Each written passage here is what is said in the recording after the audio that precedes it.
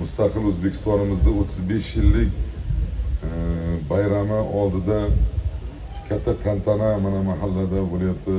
22 ta bog'cha, 18 ta poliklinika, shu jumladan mana shu Nisbot mahallasida ham, shu yerda ham mana shunday bir ham bog'cha tayyor bo'lyapti, ham mana maktabimiz tayyor bo'ldi. Mustaqilligimizni 35 yilligi munosabat bilan tabrik muborakbod etamiz. Rahmat hokim bog', mana shu kelganlardan buyon kechalari bilan ko'chaga ko'ramanda shogirdlari bilan mana shu Urgutni ravnaqiga, obodonlashtirilishiga hissa qo'shyapsiz. Avvalo prezidentimizga rahmat.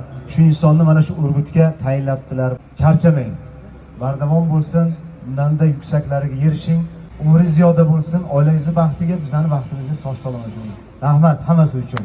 Ana endi marhamat qilib maktabning ochilishiga sizlarning hissalaringiz qo'shilishini tarafdorimiz. Marhamat qilib taklif etib qolamiz.